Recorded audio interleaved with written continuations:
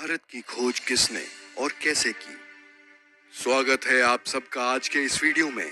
दोस्तों, भारत का इतिहास ना जाने कितने रहस्यों से भरा है। भारत एक प्राचीन देश है जो अपने बीते सालों में हमेशा से हर मामलों में परिपूर्ण रहा है। न केवल धन वैभव से बल्कि प्रकृति से भी हमेशा से परिपूर्ण रहे हैं और इसीलिए भारत पर लोगों की बुरी नजर भी रहती है। उसी समय यूरोप के लोग पूरी दुनिया में व्यापार करना चाहते थे। भारत में व्यापार करने के लिए उन्हें समुद्री मार्गों का पता नहीं था। उस समय अरब के लोग भारत के रास्तों को जानते थे, लेकिन उन्होंने यूरोप के लोगों को मार्गों के बारे में नहीं बताया। वास्को दी गामा पहले शख्स थे जिन्होंने भारत के समुद्री मार्गों को खोज निकाला था। कोलंबस भी भारत को खोजने गए थे, लेकिन अमेरिका जा पहुंचे। हालांकि आजकल पढ़ाया जाता है कि भारत के समुद्री मार्गों की वास्को दी गामा ने खोज की थी। सचमुच यह हद दर्जे की मूर्खता है कि भारतीय बच्चों को यह पढ़ाया जा रहा है कि वास्को दी गामा ने भारत की खोज की। पढ़ाया यह जाना चाहिए कि वास्को दी गामा ने यूरोप को पहली बार भारत तक पहुंचने का समुद्री मार्ग बताया। दरअसल पहले यूरोपीय देशों के लिए भारत एक पहेली जैसा था। यूरोप अरब के देशों से मसाले, मिर्च आदि खरीदता था, लेकिन अरब देश के कारोबारी उन्हें ये नहीं बताते थे कि यह मसाले वह पैदा किस जगह करते हैं। यूरोपीय इस बात को समझ चुके थे कि अरब कारोबारी उनसे जरूर कुछ छुपा रहे हैं। ये कारोबारी अरब के उस पार पूर्वी देशों से ज्यादा परिचित नहीं थे। जहां तक सवाल भारत का है, तो इसके एक और हिमालय की ऐसी श्रृंखलाएं हैं जिसे पार करना उस दौर में असंभव ही था।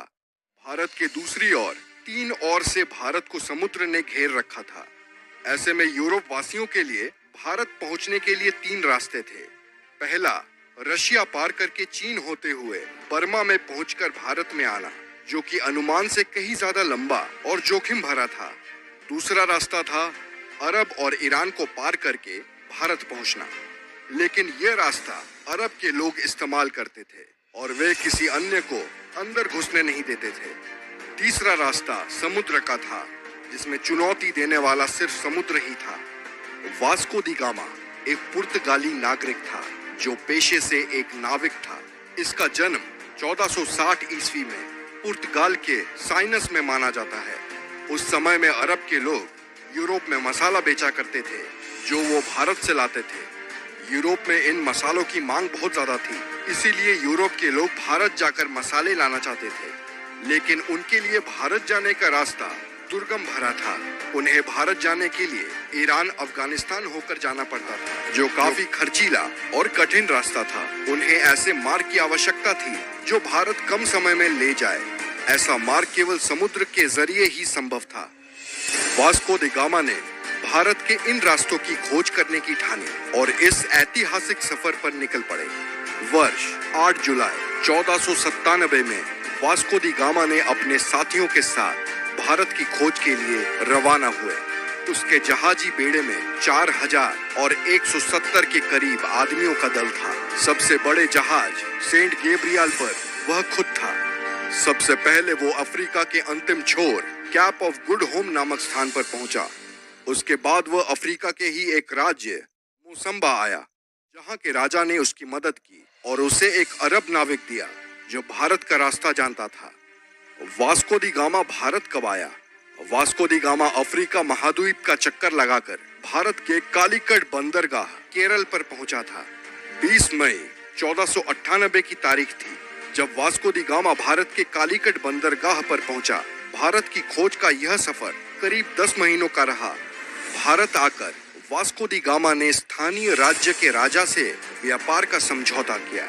उसने कई प्रकार के मसाले खरीदे।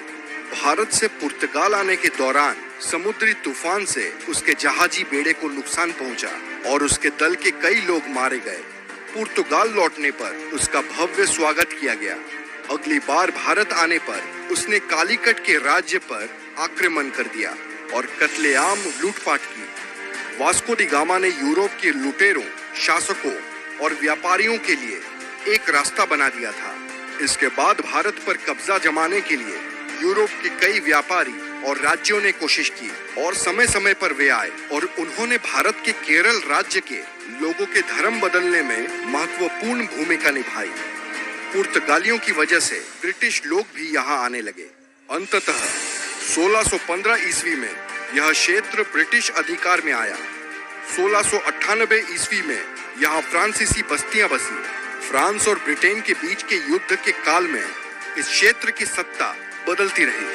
1503 में वास्को पुर्तगाल लौट गए और 20 साल वहां रहने के बाद वह भारत वापस चले गए। 24 मई 1524 को वास्को दी गामा की मृत्यु हो गई। लिस्बन में वास्को के नाम का स्मारक है। इसी जगह से उन्होंने भारत की यात्रा शुरू की थी। दरअसल 1492 में नाविक राजकुमार हेनरी की नीति का अनुसरण करते हुए किंग जॉन ने एक पुर्तगाली बेड़े को भारत भेजने की योजना बनाई ताकि एशिया के लिए समुद्री मार्ग खुल सके। उनकी योजना मुसलमानों को पछाड़ने की थी, जिनका उस समय भारत और अन्य पूर्वी देशों के साथ व्यापार का एकाधिकार था।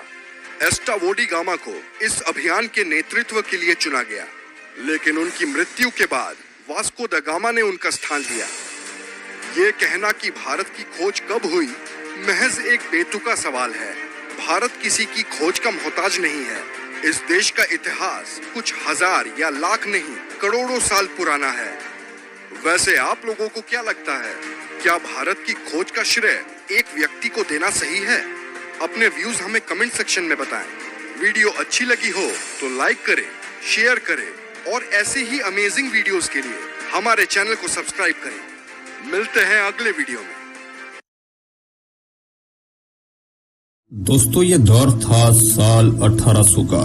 इस दौर में मुगलिया सल्तनत कमजोर पड़ती दिख रही थी और अंग्रेज भारत में अपनी जड़ों को मजबूत कर चुके थे।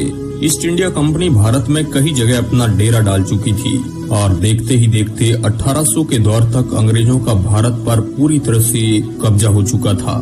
लेकिन क्या आपने कभी सोचा है कि उस टाइम लोगों की क्या जिंदगी हुआ करती थी? आखिर 1800 के दौर में भारत में किस तरह से लोग रहा करते थे? तो चलिए आज की इस वीडियो रिपोर्ट में 1800 के दौर के भारत का विश्लेषण करते हैं। हेलो दोस्तों, मैं हूं आपका दोस्त। दोस्तों, ये इतिहास का एक ऐसा दौर था जहां पर टेक्नोलॉजी का नामो निशान नहीं था। आज जहां हमारे पास कदम कदम पर टेक्नोलॉजी का पहरा है, लेकिन इस दौर में लोगों का जीवन बिल्कुल सादगी भरा था और ज्यादातर लोगों के घर घास फूस और मिट्टी के बने हुआ करते थे। लेकिन उन कच्चे घरों में भी लोग आज के युग से ज्यादा शांति से रहा करते थे और लोगों का जीवन बहुत ही सुकून भरा था। उस टाइम लोगों में भाईचारे की भावना ज्यादा थी और आज से ज्यादा उस वक्त के लोग हेल्पफुल हुआ करते थे और ज्यादातर गाँवों में उस वक्त बुजुर्गों की चला करती थी। अगर कोई बुजुर्ग कह दे तो वह बात फाइनल होती थी। बात करें उस वक्त के पहनावे की तो उस वक्त लोग धोती और गमछा पहना करते थे और छोटे बच्चे ज्यादातर नेकर पहना करते थे और कुछ लोग धोती कुर्ता भी पहन लिया करते थे। हालांकि अंग्रेजों के आगमन के बाद धीरे धीरे पश्चिमी देशों का पहनावा भारत में धीरे धीरे हावी होने लगा। ये तस्वीर साल 1875 की है, जिसमें जनजातीय कबीले के लोगों को देखा जा सकता है। इस तस्वीर में आप उस वक्त के लोगों के रहन सहन का अंदाजा लगा सकते हैं। इस दौर में यातायात के रूप में अगर कोई साधन था तो वह बैलगाड़ी ही इस्तेमाल की जाती थी। बैलों के जरिए ही खेतों को जोता जाता था और भारत के ज्यादातर लोग उस वक्त कृषि पर ही डिपेंड थे, जिस वजह से ज्यादातर लोगों की दिनचर्या यही बनी रहती थी कि पूरे दिन खेतों में हार्डवर्किंग करने के बाद शाम को थक हार कर जल्दी ही सो जाते थे। थकान की वजह से नींद भी बहुत जल्द आ जाती थी। हालांकि कुछ लोग पशुपालन भी किया करते थे ताकि अपना गुजारा चलाया जा सके। खेती बाड़ी के अलावा कुछ लोग मजदूरी के लिए शहरों में भी जाया करते थे, जहां शहरों में मजदूरी के लिए लोग मिलों में काम किया करते थे, लेकिन वहां भी उन्हें हार्ड तोड़ मेहनत करनी पड़ती थी और उसके बदले उनको बहुत ही कम मजदूरी दी जाती थी, वह भी कुछ आनों की एवज में मिलती थी। आज जहां फैक्ट्री में बड़ी बड़ी मशीनों से काम किया जाता है, लेकिन आज से 200 साल पहले ये सारा काम खुद हाथों से ही करना पड़ता था, जो कि बहुत ही ज्यादा मेहनत का काम था। इसके साथ ही 1800 के दौर में भारत में और भी कई कैटेगरी के लोग थे जो अलग अलग कार्य किया करते थे, सोनार, लोहार, कुम्हार आदि। इस समय भारत के ज्यादातर लोग गाँव में रहा करते थे, शहर बहुत ही कम हुआ करते थे। गांव की बसावट काफी पुराने तरीके से हुआ करती थी। बात करें उस वक्त के पॉपुलेशन की तो उस वक्त अखंड भारत, जिसमें आज के कई देश शामिल है, कुल मिलाकर 16 करोड़ की आबादी हुआ करती थी, जिस वजह से आज की तरह ज्यादा भीड़ भाड़ नहीं हुआ करती थी। आज जहां दुनिया स्वार्थ के पीछे भागती है, लेकिन आज से 200 साल पहले लोगों में इस प्रकार की भावना बहुत कम हुआ करती थी। इसके साथ ही उस दौर में मनोरंजन का कुछ साधन न होने की वजह से लोग शाम को टाइम पास के लिए भजन कीर्तन भी किया करते थे और कभी कभी मनोरंजन के लिए अलग अलग खेल भी खेला करते थे। दोस्तों, इस समय में आबादी कम होने की वजह से जंगल बहुत ही ज्यादा हुआ करता था, जहाँ पेड़ पौधे इतनी ज्यादा थे कि पॉल्यूशन का नामो निशान नहीं था। और उस वक्त जंगली जानवरों का भी ज्यादा खतरा हुआ करता था और उस वक्त जंगली जानवर भी ज्यादा हुआ करते थे। इस वजह से लोगों को जंगली जानवर का भी खतरा था और उस समय बिजली भी नहीं हुआ करती थी। भारत में बिजली साल 1880 में आई थी, लेकिन वह तो बिजली की शुरुआत थी। उसके कई सालों बाद भी बिजली भारत के गांव-गांव तक नहीं पहुंच पाई थी। अभी जो आप एक तस्वीर देख पा रहे हैं, इस सितंबर 1857 की है, जिसमें दिल्ली के बादशाह बहादुर शाह जफर को सैनिक कैप्टन एडसन के सामने ले जा रहे हैं। 1857 के संग्राम के बाद जफर को ब्रिटिश हुकूमत ने कैद कर लिया था। इतिहास के इस दौर में खान पान बहुत ही हेल्दी हुआ करता था, इसलिए लोगों का शारीरिक स्वास्थ्य काफी अच्छा रहता था। इसका अंदाजा आप इस बात से भी लगा सकते हैं कि आज जो काम मशीनों से किया जा रहा है, वह काम इस दौर में इंसान किया करते थे। एक तरफ उस दौर में गरीबी ज्यादा हुआ करती थी और ऊपर से अंग्रेज सरकार और बिचौलिए किसानों से कर लिया करते थे, इसलिए कई किसानों की दशा उस वक्त खराब थी। आज जहां हम बहुत ही आसानी से अपनी ख्वाहिशें पूरी कर लेते हैं, लेकिन 1800 के दौर में भारत में ऐसी ख्वाहिशें बहुत ही कम लोगों को पूरी हो पाती थी और ये उन लोगों की होती थी जो बहुत ज्यादा रईस होते थे। बात करें उस वक्त के एजुकेशन की, तो डाटा की माने तो उस वक्त 10% लोग ही पढ़े लिखे हुआ करते थे। एक ये बात जानकर आपको हैरानी होगी कि उस वक्त लोग कुछ वस्तु खरीदने के लिए पैसों के बजाय उसके बदले कुछ वस्तु देकर ही खरीद लिया करते थे। हालांकि महंगाई उस वक्त इतनी नहीं हुआ करती थी, लेकिन अगर किसी व्यक्ति को कुछ खरीदना है तो वो अपनी कोई वस्तु देकर उसके बदले कुछ भी धान अनाज खरीद सकता था। तो दोस्तों, ये था 1800 के दौर का भारत। कैसा लगा हमें कमेंट के माध्यम से आप जरूर बताइएगा। वीडियो के अंत तक बने रहने के लिए आपका बहुत बहुत धन्यवाद।